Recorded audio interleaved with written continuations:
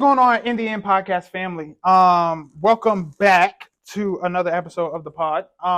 If you watched last episode, you already know who our two guests are. We back in the shop again with my boy Mike. Absolutely. We back with my boy Jamal. And last pod we had sort of got on the surface of obedience. And sort of talking through what obedience looks like, what obedience feels like sometimes. But during the break that we just had, we sort of dialogued about how obedience ties into a multitude of different things. I know you brought up in the break that obedience can be difficult when we are prideful.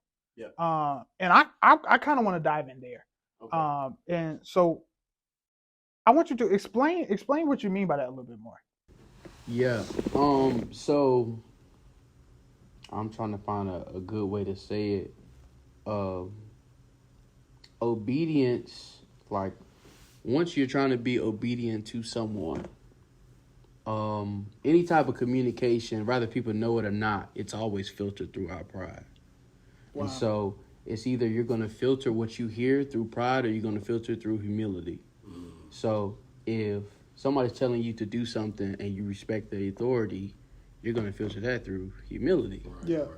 But it doesn't mean that you may not filter it through pride also, but you may just go with the one like, all right, I'm going to actually do it because I respect them. I'm going to choose humility. Yeah. You know what I'm saying? Although I feel prideful. No, literally. Right. That's pride. literally what I was talking about. It could be like acting at the same time. Yeah. Like it's there at the same time. But pride really comes in because I mean, like you said, obedience is sacrifice, meaning it ain't gonna be convenient. Yeah. So pride comes in when you have to outweigh, when we go back to talking about that worth, like, is it worth me putting myself and my personal desires over what is being asked of me, what is being required for me? Yeah. And what is the worth of it? The question is, can you put it on the altar? Right. Yeah, that's the question. Right. Like, Simple. The Holy Spirit just gave me a revelation, and I'm like, wow. The truth of the matter is, we have to question whether or not the thing that God is asking us to move on is an idol. An idol. See, all pride is not knowing that you don't know. That's all it is. It's just ignorance, because we already try to control our everyday lives and what we're happening, what we're doing, and all that. It's difficult, especially us, our age. We're in the age group where we really just want to live our lives, do our own thing. We really think we know what's going on, but that just makes me think like we really are ignorant to our spiritual man. We don't know what he needs. God knows what he needs. We don't know how we can get it to it. God knows how we can get it to it. So to really sit yourself down and really realize that you don't know what you're doing at all. You don't know where you're going. Your plans could veer off at any moment. That right there should be enough to humble you alone. Yeah. I think the issue with pride is that since we think we know what's right, we think we can live any way that we want to live. And so a lot of times culture likes to describe freedom as the ability to do whatever I want to do, however I want to do it. People take I that wouldn't too far. Exactly. And I wouldn't describe freedom that way. I think freedom is actually restraint. That a fish is actually most free in the sea. A train is most free on the tracks. So if we don't understand that God places boundaries in our lives because he actually loves us. The same way that I would put up a fence around my house to protect a small baby. God sets up these fences in our lives to protect us from ourselves. Because the problem is we think that we know what's best. We think that we know what's accurate. And so freedom is actually not found in doing whatever I want to do. Freedom is actually found in my ability to restrain myself. Paul says it this way, that the love of God constraineth me. That it is God's love, it is his protection that guards us from ourselves. And I think that if we don't get to a place to where we understand, I need to be obedient to God simply because I don't know. Simply because I don't know what's best for me. I don't know what's right. I don't know what makes sense. I don't know how to move. I don't know where to go. What's funny is we dig our own holes and we try to blame Satan for everything. When in reality, wait, talk about this. When in reality, it's like God never told you to go there. He never told you to do that, but because we're prideful, it's in our human nature to do what we want. But we would have never ended up in certain situations had we have listened to God in the first place. Had we been obedient. Yeah, that's all it is. We don't know that we need boundaries. We feel like the world is for us to get, but we're not supposed to be everywhere. There are some things in certain places that we just shouldn't go. Yeah. I as y'all was talking about this, is crazy. I heard this. It was so crazy because the concept was just prevalent with both of the things y'all were saying, and it really is that pride invalidates boundaries. So pride invalidates boundaries. So pride says the boundaries are there, but they don't apply to me. Like those boundaries, cool. They're cool. I recognize, because pride is not always ignorance. Pride, you can. Wait, hold on. This man just said he's swinging the both episodes. Pride is not ignorance. No, pride is knowing and still thinking, nah. That is good, bro. Because I've been there. I've been in predicaments where I'm just. You could never be me, but I know this is probably the right thing to do. But just because it's you telling me to do it, I don't want to do it. Yeah. Man. And so it's like, that's pride, bro. It's just it invalidates the boundaries. It doesn't like unrecognize them. It's like, oh yeah, those are boundaries, but those we kind of shoe fly with the boundaries. Yeah, that's cute. Yeah, that's cute. And what's crazy is and then you start seeing, I'm gonna walk light. You start seeing prideful leaders. Yeah. And then it's like God's grace is so sufficient that God begins to cover leaders who are acting in pride. And a lot of people believe that, oh yeah, I'm so effective. I'm doing this. I'm doing that. And it's like, no, God is just using you on your platform. And God is just choosing not to embarrass you. So he's letting you, he's letting you be used by him. But just because God is using you doesn't mean that what you're doing is at its peak level or that you're being effective. It doesn't mean that you're in his will. God literally used a murderer. Yeah. So it's no saying that anything that goes on is beyond your mindset. For me, it makes me feel like disinterested when I trust myself because I don't know where I'm going. Yeah. And when you're in that mindset of, there are commandments, there are these principles, but what if I just, and then, that just leads on to spiritual numbness. Yeah. You're numb to where you're going. You're numb to what's really going on. Yeah, your spirit man is probably starving right now. Yeah. Because everything he's been told to do, you're ignoring it. Yeah. And need some milk. So I kind of want to piggyback off of what Jamal was talking about because I think that's real. I think that's something that a lot of people struggle with is that they don't realize that the grace of God is actually covering them. Let's think about it. Yeah. Saul, chosen by God. We forget that Saul was like chosen by God, right? And that at one point Saul was obedient. Yeah. Mm-hmm. He was obedient to God, but the reason why God's grace lifted off of his life is because he stopped being obedient. Come on.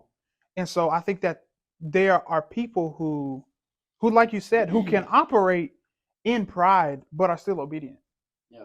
And so since they're still obedient, the grace of God still covers them. Mm-hmm. And I think that sometimes we have to understand that just because God is covering you in your pride, just because he is protecting you, even though you're still prideful, does not make it right.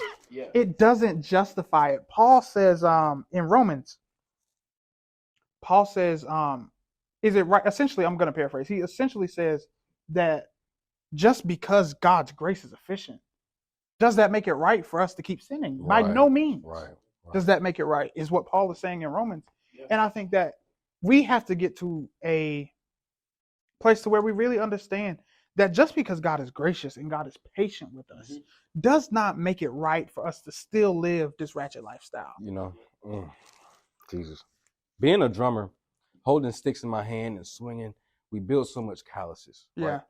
Right? The first day of playing drums, it hurts to play. It's not natural for you to hold sticks. You better say this. And grind wood against your hand, but after a certain amount of time, you build up this extra layer of numbness, this extra skin, and at a certain point, it's no longer affecting you. Yeah. So when you get to that point and you finally realize, oh, now I'm looking at my hands, and y'all can see how much calluses I have in my hands from sticks alone. But you know, when you go so long with a certain lifestyle, you don't realize how much calluses is on your spirit, man. That's dangerous. That's dangerous. That is good. That's heavy. That is good. It's like that is culture though. Mm-hmm. That's where we are.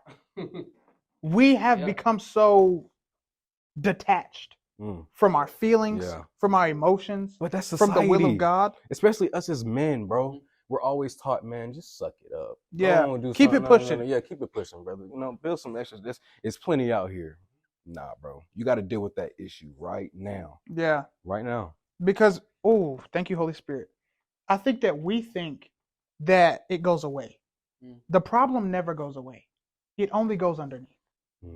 The problem only is buried deeper and deeper and deeper. But that insecurity don't leave. That trauma, it don't leave. That hurt that you experienced when you were 5 years old, it never goes away. If you don't acknowledge it, if you don't deal with it, if you don't heal from it, you will never actually step into what God is calling you to, because you think that just by me not recognizing it, well, I'm fine. But the truth of the matter is it's affecting your everyday decisions. It's affecting the way that you think. It's affecting your emotions. It's affecting your spirit, man. And so if you don't actually get to a place to where you dig those things up, you dig that hurt up, you dig that pain up, you dig that trauma up, and you actually deal with it, and you actually wrestle through it, and you actually become more self-aware, and you talk to a counselor. That's that stigma that you have to be strong all the time, or you have to hold it together all the time. It's like, it's unrealistic. You need to talk to somebody. You need to vent. You need to let it out. You need to allow yourself to feel what you feel. And you also need someone to work you through it and to help you walk through it. Because if you just suppress that thing, it will kill you. It's because they're trying to deal with it off their own knowledge. And that's just not smart. You can't do that. I don't know what's in the shop today. Y'all brothers been swinging these past 2 episodes, and I'm like, what is going on? This is good. This is good. Talk about that. It's another level, though. Like, there's only so much we know. And even when it comes to, like I said a few episodes ago, studying the Bible can only get you so far on your own. You have to ask somebody that knows more. But if you're just so prideful and I'm going to figure this out on my own, brother, you probably misinterpreted 5 scriptures in an hour, you know? You got to ask somebody. It's hard to trust. Yeah. Here's a prime example. Like, right now, if I wanted to know, like, I would hit Jayon up to ask him something about scripture. I'm older than him. I literally call him little bro. Like, if I'm like, what is dude talking about right here? Yeah. Like, I would hit Jayon up. You know, if I really needed somebody to hit up, like, I know Jayon's gonna hit me back. You know, or even if he don't got something for me, it's like, hey, let me study it myself. I hit you back. Like, but I'm coming from a humble perspective, because at the end of the day, I know you've spent more time with this than I have. Yeah. I know that you have sat under more leaders in this area than I have. Yeah. So it would just be just not smart of me to just say, "Oh no, I'm not gonna ask." I'm not gonna ask Jayon, who I know for sure puts this amount of time. I'm gonna ask somebody older than me because maybe I need to be asking somebody older. Yeah. But when it comes to knowledge and maturity, that doesn't have an age; it has a level. Yeah. So you need to be seeking it from the people that has that level. Yeah. And I think just even as men, as people, we get so prideful, and we're like, well, since they're younger than me and I've had more time to get to know these answers, I shouldn't be asking somebody younger for something. And it goes back to what you were talking about the older people not wanting to receive from somebody who's younger. But even it doesn't even go for just men and just older people. It goes for everybody. Everybody, right? Yeah, like we have these stereotypes and these preconceived notions of people that aren't necessarily accurate. Right. I was talking to someone the other day and they were like, yeah, you aren't the way that you act on social media at all. Right. So the way that you come off on social media is not the way that you are in real life. Right. And I'm just like, well, I mean, I'm a real person, bro. I'm a real human being. Yeah. And it's like, if you don't allow yourself to go past these thoughts that you already have about somebody, these thoughts that you've made up in your mind about someone, and actually be humble enough to be like, yo, they may have something that I can learn from. They may have something that I can grow from. Then you will never actually be able to benefit from relationships with people because you have always become so prideful. You think that you know everything. And it's like everybody has something to offer. Jaden teaches me something. You teach me something. You teach me something. Trent teaches me. People in my life I learn from everybody because everyone has value. Everyone has. Really, man. It reminds me of y'all remember. Here's the rock. Here's the rock. I see his name. He used to play for UNC. Tyler Hansbrough. Y'all remember? Yeah. Where is he now? Let me explain. I heard a story of Kyrie Irving almost going to UNC in an interview. Asked, hey, why didn't you go to UNC? Well, on my college day visit, I tried to talk to so. He got a Tyler Hansbrough. Tyler Hansbrough goes, I don't talk to recruits. Was it John Wall? It was Kyrie? I think it was either Kyrie or John Wall. I think it was Wall. John Wall. You are you. It is John Wall. Yeah, I remember. And it's like, you don't talk to recruits, bro. That's like me walking in here to an apprentice barber that just got out of school and he cutting hair, but I'm like, who are you? Why are you in here? But it's like, bro, where's Tyler Hansbrough now? Yeah. Nobody knows where he is. You're violating people. It's Tyler, we love you, bro. If you see this, we love you, man. You had a great run, but you see where your pride. You see where your pride got you. We hope that you're not prideful no more. Hurt him more than he thought it would. Yeah, but I think that's what pride does. Pride overinflates. Yeah, that's good. That is pride. Pride makes you think that you're bigger than what you really are. Paul says what knowledge. You gotta stay there. Puffs up. You gotta stay there. But love builds up. And I think that if you don't understand that, you probably aren't what you think you are. I'm sorry. I just crushed somebody's whole pride. There's so many different perspectives on what's worth what. What's maybe worth a nice car to you may be a Bentley Bentayga, but to somebody else it's a Toyota Camry. You know what I'm saying? So what's worth it's it is that, but people don't understand that there is a major scale. Yeah. There is spiritual maturity. There is fleshly maturity, which is understanding when you go and say I walk into a bar right now, right? And I'm not even trying to do this. I'm trying to minister to people, right? Just because I'm in a certain area doesn't mean that I can't do certain things, but you can't allow certain spiritual people to jump on you while you're leaving. Yeah. When you come back into something, you got to have that spiritual maturity to stand your ground, 10 toes down, because it's easy to hop up off that, catch that pride and get knocked right back down. Yeah, bro. I think that we have to get to a place, as a society, as a culture, to where we sort of rid ourselves of these prejudices that we have against people. And I'm not just talking about like racial prejudices. Like there are just certain notions that we have placed in our brains about certain people who we may not even know. And it's like if you don't allow yourself to get past that, if you don't allow yourself to move past, there's a story in the Gospels where Jesus, these religious leaders bring this woman who's caught in adultery to Jesus, and they're like, the law says kill her. We should kill her. What do you think we should do with her? And Jesus is like, let the first person who has not sinned throw the first stone. Everybody bounces. And then he says to the woman, go and sin no more. Because if Jesus had believed what these people said about her, this woman would be dead.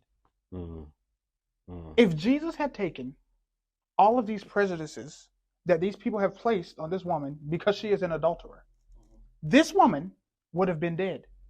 But rather than Jesus allowing the opinions of other people to cloud his judgment on her, Jesus was willing to be humble enough to say, I know what these people say about you, but I'm willing to give you a chance. And he gives this woman both grace and truth. And I think this is a balance that culture has an issue with. We don't know how to give grace and we don't know how to give truth at the same time. We don't know how to help people through it with truth, but be gracious enough to still walk with them. And I think that if we are going to walk into obedience, it is going to require both grace and truth. That requires so much patience, bro. Walking with people in their spiritual life is tiring because on your own, you already have a lot of things you want to do on your own and your own dreams, aspirations. It's like even with a relationship with your girlfriend or your boyfriend, it's like y'all are now tagging along and helping each other. But that means you have to help each other when y'all are actually going through something, not physically or just financially or anything, but there is spiritual warfare. Yeah. Whether you see it or you don't see it. In the house, in the car, on your job, is there. So when you bring two different people or you're walking with somebody, you have to be very, very careful how you speak to them, how you pray over them. You can't let everybody pray over you, for one. So some demons will jump off. But for three, you just have to be really patient. Really, really, really patient. Yeah, I agree. I think that we have to be willing to be patient with people who, this is sort of a full circle moment, who wrestle with disobedience. Who wrestle with it. It's going to take longer. Yeah, it's going to take time for you to build that trust and build that relationship with God. And I think that is where we have to get to. These two conversations have been incredible. Yeah. I mean, golly, I am blown away. Yeah. And I'm kind of like still full. Like I still have so much that I want to get out.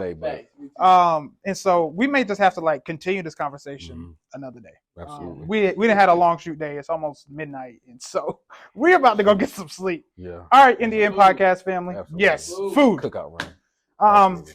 If you guys liked this video, if you enjoyed this content, leave us a like, comment, subscribe. If you're on YouTube, if you're on Apple and Spotify, rate us, leave us a review. I read every review. I read every comment. So show us some love and I will show you some love back. We will see you guys in the next episode. And yeah, we out. Love y'all. Peace.